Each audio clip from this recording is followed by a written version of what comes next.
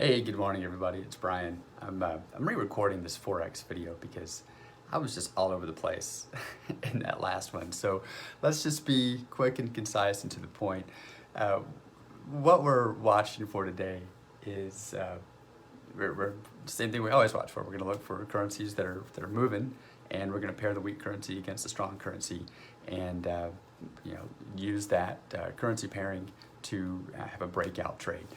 What would potentially be trading today? Well, let's have a look at that. What we could be potentially trading would be some Canadian cross pairs, and we'd be looking at that post news though. Right now it's time of recording this, it's about 8:18 Eastern time, 7:18 my time. We do have Canadian news coming up at 7:30, 8:30 Eastern time. We have high impact report, which is the consumer price index, and then we've got some medium and low impact reports as well. So a whole bunch of Canadian news basically coming out here right at 7:30. Not concerned about what the news is, as far as what the actual is. I'm not going to sit here refreshing this to try to go, oh my gosh, that was a big delta from what was expected, so we're going to do blank. Personally, I care because I'm a human being, and I do want to know what's happening, in our market here in the U.S. and in other markets as well. But I don't use that in my decision-making process. I found a long time ago that when I get focused on what the outcome of news is, I form a mental bias around what I think the market should be doing, and obviously, once you have a bias like that around what the market should do, you start looking for everything that supports your opinion. And I think most of us that have been in the trading game for any length of time knows the market doesn't care about our opinion. So for me, I just want to know when the news is occurring so that I can have a plan to either be in the market if there's no news, or stay away from the market until after the news has hit, and then make my trading decisions there based on what the market is doing at that time, without the bias of going, oh my gosh, this happened or that happened, so the market should be buying, or we should be selling the CAD, or whatever it might be, right? So I just want to know, we've got CAD news at 7:30 my time, 8:30 Eastern time, so we won't be making any trading decisions until after that 7:30 mark, 8:30 Eastern mark. We can talk more about that at another time. But at that point, once we get through the news, what we'll be watching is this right here. We're going to go over and have a look at our currency strength meter, and have a look at what is happening with the CAD and some of its potential cross pairs. Leading up to right now, the CAD has been selling off. The CAD has been a weaker currency in relation to our other 7 major currencies that we watch and look at potential pairings there. So the CAD's been moving to weakness. The pound has been our strongest currency.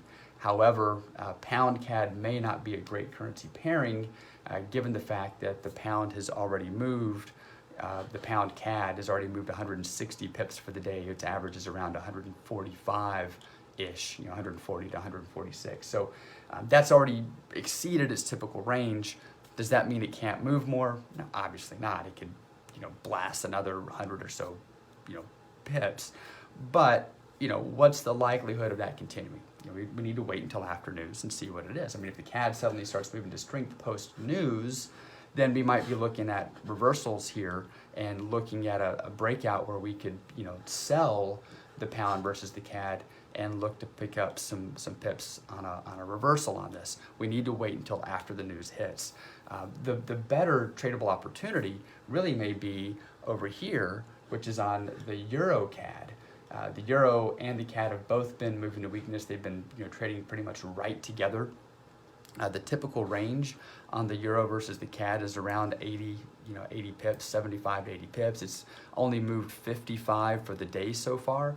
So, looking at a potential breakout with a quick profit point, there's probably more opportunity here than potentially in the pound. But we need to wait and see what happens. Either way, we need to wait until after the news and see what happens. So the marching orders for today, we don't have a trade right out of the gate, but we would want to be watching to see what happens with our Canadian cross pair You know, probably looking at either, you know, pound CAD if we get this continuing where the CAD really sells off post news, or, you know, looking at the, you know, the CAD versus the euro here, if we get, you know, some increased momentum on that Canadian following the news. And there's even, you know, looking further in, and I don't have it up on my chart because it's not typically a very volatile pairing, could look at potential with the CAD versus the yen.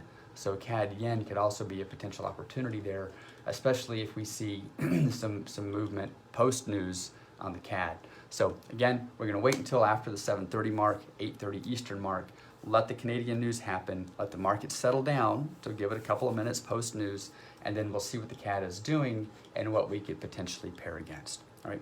So that's this morning's update for Forex. We can dive more into what all of this means in future videos. We just wanted to get out there right now. All right, and I'll be back in about 30 minutes to 45 minutes with a futures update. All right, have a great one. Bye.